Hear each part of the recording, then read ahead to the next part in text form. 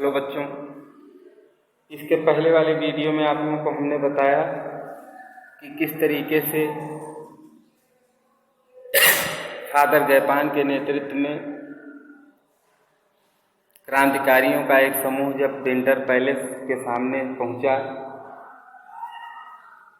तो किस तरह से जार के सिपाहियों ने उनके ऊपर गोली चलाई, लाठीचार्ज किया यानी हमला कर दिया और उसमें बहुत सारे क्रांतिकारी मारे गए।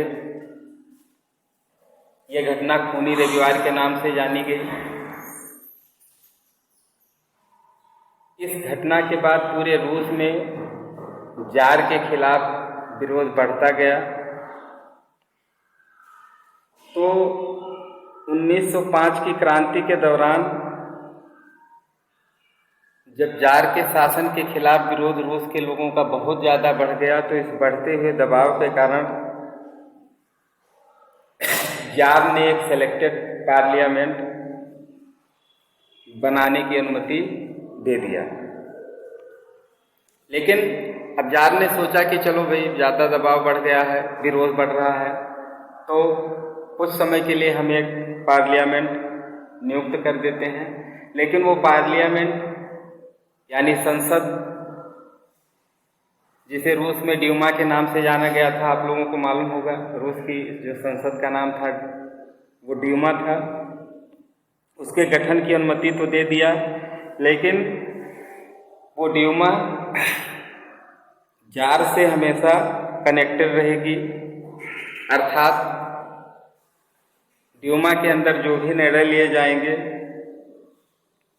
वो बिना राजा के सलाह के पारित नहीं हो सकता था।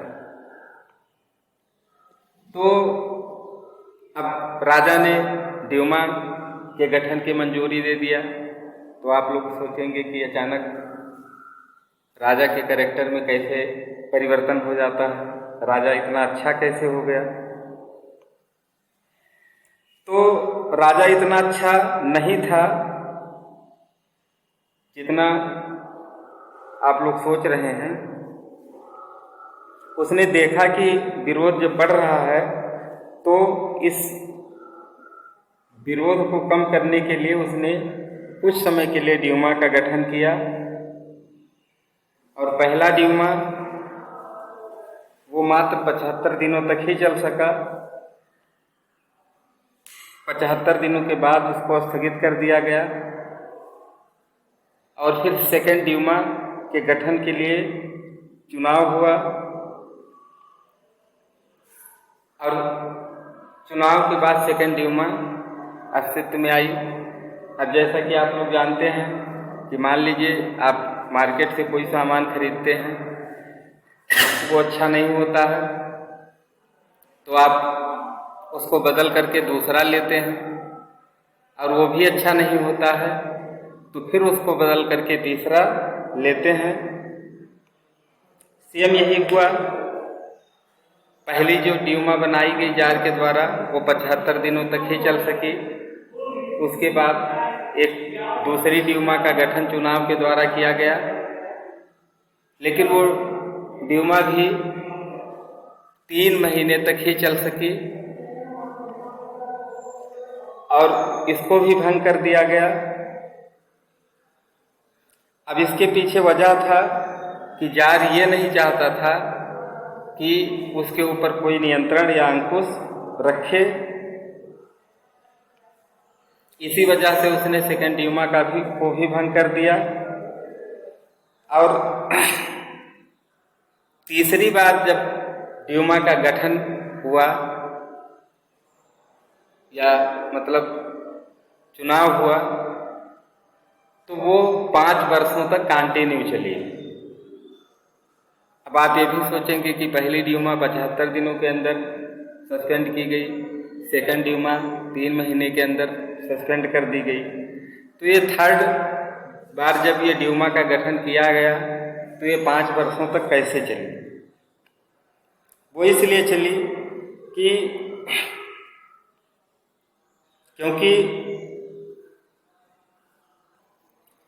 क्योंकि उस ड्यूमा में जार ने उदारवादियों और राष्ट्रवादियों के मेंबर जो थे उनको उसमें जाने ही नहीं दिया। तो विरोध करने वाला कोई ड्यूमा में रह ही नहीं गया। यही कारण केवल उसमें जो सेलेक्ट हुए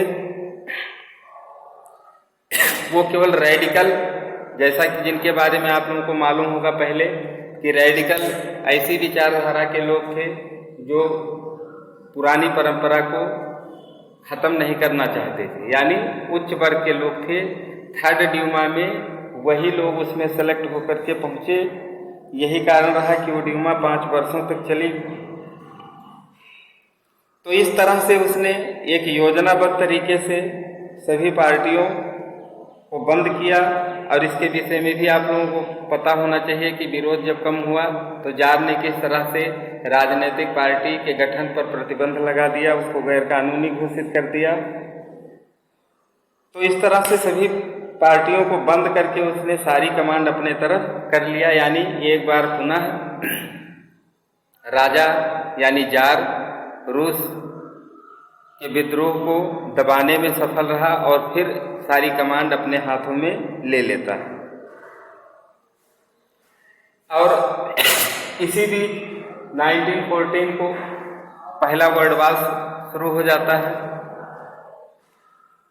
वर्ल्ड वार के समय रूसी साम्राज्य का उस विश्व युद्ध को लेकर के क्या इफेक्ट रहा, इसके विषय में हम चर्चा करेंगे। तो इतना तो आपको कंफर्म हो गया कि बढ़ते दबाव के कारण राजा को ड्यूमा का गठन करना पड़ा। लेकिन 1905 की क्रांति के बाद थर्ड ड्यूमा के गठन से सब कुछ राजा के कंट्रोल में हो गया था। लेकिन 1914 के पहले ये सारी स्थितियां सामान्य रहती हैं। लेकिन 1914 के बाद इन स्थितियों में बदलाव आ जाता है, यानी स्थितियां बदल जाती हैं। क्योंकि जो 1914 में पहला विश्व युद्ध स्टार्ट हुआ उसमें पूरा यूरोप 2 गुटों में बंट जाता है। अब एक जो पहला गुट होता है जिसे सेंट्रल पावर के नाम से जाना गया, और सेंट्रल पावर की जो लीडिंग कर रहे थे वो ऐसे देश थे जिसमें राजतंत्र लागू था, यानी राजा शासन कर रहे थे। और जो सेकंड था वो था एलाइड पावर, जिसमें सहयोगी राष्ट्र सम्मिलित हुए। अब सेंट्रल पावर में पार्टिसिपेट किए जर्मनी, ऑस्ट्रिया और तुर्की, और एलाइड पावर में फ्रांस, ब्रिटेन व रूस सम्मिलित थे। तो इस युद्ध में एलाइड पावर की विजय होती है, यानी एलाइड पावर जीत जाते हैं। लेकिन इस जीत में, क्योंकि आपको पता है कि एलाइड पावर में यानी मित्र राष्ट्र जो थे वो जीत जाते हैं, और इसी एलाइड पावर में रूस भी था। लेकिन जीत तो जाते हैं, लेकिन इस जीत में रूस को बहुत ज़्यादा संघर्ष करना पड़ता है, और इस युद्ध में रूस के बहुत सारे लोग मारे जाते हैं। तो स्टार्ट करते हैं कि क्या समस्याएं उत्पन्न हुई प्रथम विश्व युद्ध में। तो जैसा कि आप लोग टेक्स्ट बुक में आप लोगों को मिलेगा कि शुरू में इस युद्ध में जार को रूसियों का बहुत ज़्यादा समर्थन मिला, क्योंकि रूस वाले चाहते थे कि जर्मनी इस युद्ध में हार जाए, और यही कारण रहा कि इसमें जार को रूस के लोगों का बहुत ज़्यादा समर्थन मिला। लेकिन जैसे जैसे ये युद्ध लंबा खींचा तो जार को सपोर्ट करने वालों की संख्या भी धीरे धीरे कम होने लगी। अब ये विश्व युद्ध स्टार्ट हुआ था तो लोगों को ये नहीं मालूम था कि ये युद्ध इतना ज़्यादा लंबा खींच जाएगा। तो शुरू में जार को भी उसके देश के लोगों का बहुत ज़्यादा समर्थन मिला, लेकिन जैसे जैसे ये युद्ध लंबा खिंचता गया तो जार को सपोर्ट करने वालों की संख्या भी कम होने लगी। अब सपोर्ट करने वालों की संख्या कम हुई, इसके पीछे क्या कारण रहा होगा? कारण हम आपको बताते हैं कि कारण था कि एक राजा की ये जिम्मेदारी होती है कि युद्ध के समय या किसी भी आपदा के समय वो अपने देश के लोगों से सलाह लेता है या सलाह लेना चाहिए। लेकिन जैसे जैसे कुछ समय बीता, जार ने अपने लोगों से भी सलाह लेना बंद कर दिया। तो यही चीज रूस के लोगों के अंदर डेवलप हुई, पनपी की। अब तो राजा ने हमसे सलाह लेना भी बंद कर दिया है। तो इसी कारण से उन लोगों ने राजा को सपोर्ट करना भी कम कर दिया। अब यहाँ कंडीशन थी केवल राजा यानी जार को सपोर्ट करना रूस के लोगों ने बंद किया, लेकिन जर्मन विरोधी जो भावनाएं थी रूस के लोगों के अंदर वो कम नहीं होती हैं, वो और ज़्यादा बढ़ती चली जाती हैं। और इसी के क्रम में रूस में एक शहर था जिसका नाम था सेंट पीटर्सबर्ग। उसका नाम चेंज करके उन लोगों ने पेट्रोग्राद रख दिया। और अगला जो कारण था, जो मेन रीजन बन करके आया, जो राजा के प्रति यानी जार के प्रति लोगों का सपोर्ट कम हुआ, उसमें अगला जो मेन कारण हुआ या बन करके आए वो थे रासपुतिन, या ऐसे कह सकते हैं कि रशियन लोगों की प्रॉब्लम के सबसे ज्यादा जिम्मेदार यही हुए रासपुतिन। अब रासपुतिन के विषय में आप लोगों को हम बताते हैं कि जार की जो पत्नी थी जरीना अलेक्सांद्रा, उनको एक पुत्र पैदा हुआ था। छोटा ही था तो उसकी तबीयत खराब हो जाती है, यानी वो बीमार पड़ जाता है। काफी इलाज होता है लेकिन वो ठीक नहीं होता है। और इसी बीच जार की पत्नी यानी रानी को रासपुतिन के बारे में पता चलता है, और यह भी पता चलता है कि रासपुतिन एक अलौकिक शक्ति से संपन्न है, यानी तंत्र मंत्र जानता है। और इसी के क्रम में रानी रासपुतिन से मिलती हैं, और रासपुतिन के द्वारा, अब ये संयोग कह लीजिए कि तंत्र मंत्र से उनका पुत्र ठीक हो जाता है।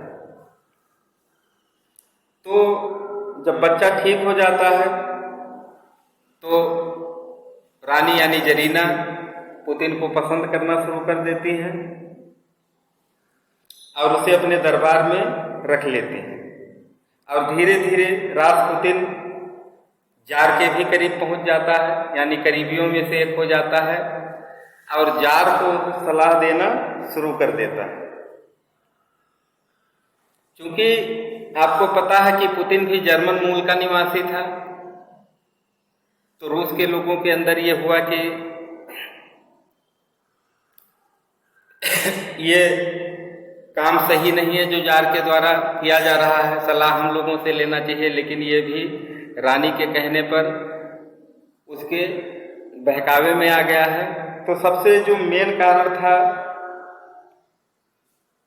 वो था जो रूस के लोगों ने जार को सपोर्ट करना बंद किया, वो रासपुतिन बना। और अगला कारण जो हुआ, जार की जो पत्नी थी यानी जरीना अलेक्सांद्रा, वो भी जर्मन मूल की थी, यानी जर्मनी की राजकुमारी थी। और जार का विवाह उन्हीं से हुआ था। तो लोगों के मन में ये भावना डेवलप हुई कि जार ससुराल होने की वजह से जर्मनी से लड़ना नहीं चाहते हैं। तो इसलिए भी लोगों ने समर्थन करना कम किया।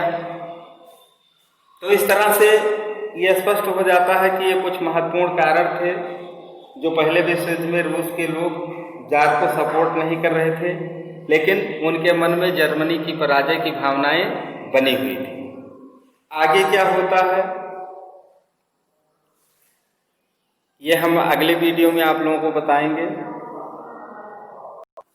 तो इस तरह से आप लोगों को हमने बताया कि किस तरह से बढ़ते दबाव के कारण या विरोध के कारण जार को रूस में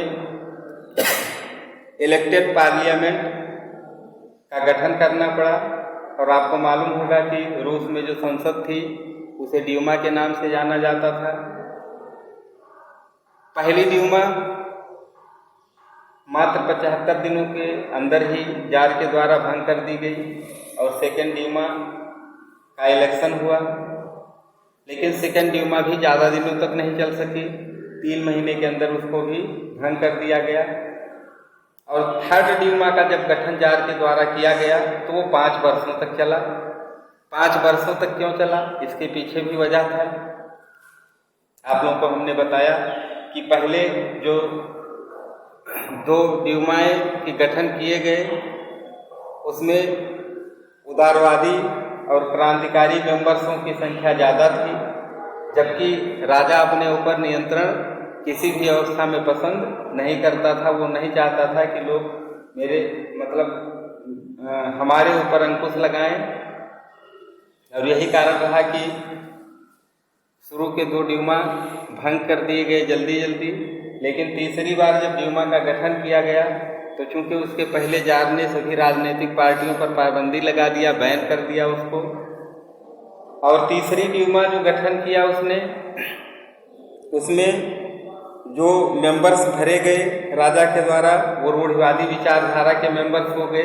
और रूढ़िवादी विचारधारा के मेंबर्स के विषय में आपको पहले पता होगा, हमने बताया था कि ये पुरानी परंपरा को बनाए रखना चाहते थे। और यही कारण रहा कि ड्यूमा के अंदर यानी संसद के अंदर जार के विरोध कम हुए। और इसी के क्रम में तीसरी ड्यूमा का जो गठन किया गया वो 5 वर्षों तक चला। और इसी बीच 1914 में पहला वर्ल्ड वार शुरू हो जाता है। लेकिन वर्ल्ड वार जब स्टार्ट हुआ तो लोगों को लगा था इसके पहले बताएं कि वर्ल्ड वार के समय पूरा यूरोप 2 गुटों में बट जाता है। एक सेंट्रल पावर हुआ और दूसरा एलाइड पावर हुआ। वर्ल्ड वार शुरू हुआ तो लोगों को लगा था कि ये कुछ समय में समाप्त हो जाएगा, लेकिन ऐसा हुआ नहीं।